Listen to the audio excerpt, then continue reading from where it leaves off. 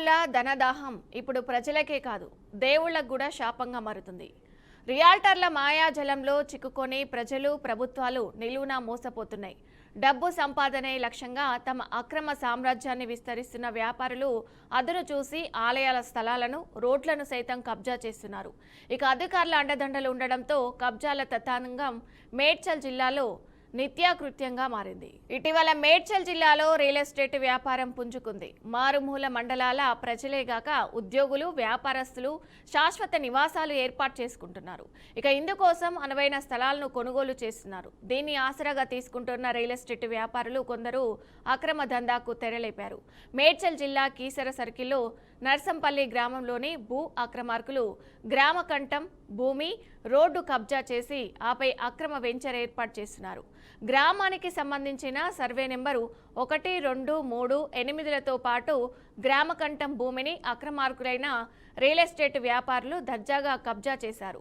ఇంతటితో ఆగకుండా వెంచర్ను ఏర్పాటు చేసి అందులో మట్టి పనిని ప్రారంభించారు.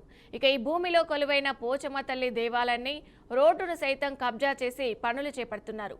ఇక ఇంత జరుగుతున్నా గానీ అధికారులు మాత్రం కన్నెత్తి చూడడం లేదని గ్రామస్తులైతే ఆరోపిస్తున్నారు. జిల్లాలో రియల్ ఎస్టేట్ వ్యాపారం ఇటీవల కొత్త పుంతలు తొక్కుతుందని, ప్రభుత్వ భూములలో వెంచర్లు ఏర్పాటు చేసే కొందరు వ్యాపారులు సొమ్ము చేసుకుంటున్నారని గ్రామస్తులు వాపోతున్నారు. ఇక మామూలు అలవాటు పడి అధికారులు సైతం అక్రమార్కులకు అనుమతులు ఇవ్వడంతో ఎచ్చేదంగా నిర్మాణాలు జరుగుతున్నాయన్నారు. ఇక విచ్చలవిడి కబ్జాల కారణంగా ప్రస్తుతం చెరువు భూముల్లో కూడా అక్రమ కట్టడాలు వందల సంఖ్యలో వెల్లువెరుస్తున్నాయని మండిపడుతున్నారు. అక్రమంగా పెద్ద పెద్ద భవన నిర్మాణాలు వెలిసిన అడిగేవారు కరువయ్యారని ఆవేదన వ్యక్తం చేస్తున్నారు. ఇక ఇప్పటికైనా నిద్రావస్థలో ఉన్న అధికారులు కళ్ళు తెరిచి ఈ అక్రమాన్ని ఆపాలని కోరుతున్నారు. లేని ఎడల గ్రామస్తులంతా ఏకమై ఆందోళనలు, ధర్నాలు చేపడతామని హెచ్చరిస్తున్నారు. ములుగు జిల్లా మంగపేట మండలం రమణక్కపేటలో ఇసుక మాఫియా రెచ్చిపోతుంది. ఇక ఈ క్రమంలోనే ఇసుక దందా బహిరంగంగా సాగుతుందని గ్రామస్తులు మండిపడుతున్నారు.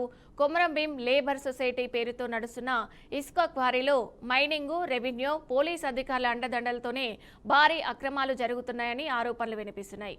ఇక నిబంధనల ప్రకారం మనుషులతో ట్రాక్టర్ల ద్వారా ఇసుక తరలించాల్సి ఉండగా గోదావరి నది మధ్యలోనే భారీ ప్రొక్లిన్ యంత్రాలతో 20 నుంచి 30 అడుగుల లోతు వరకు తవ్వుతూ ప్రభుత్వ ఆదాయానికి భారీ గండి కొడుతున్నారని స్థానికులు మండిపడుతున్నారు. ఇక అంతేకాకుండా కేటాయించిన పరిధిని దాటి నదీ గర్భంలో ఎక్కడ పడితే అక్కడ ఇసుక తవ్వుతున్నారని గ్రామస్తులు ఆరోపిస్తున్నారు.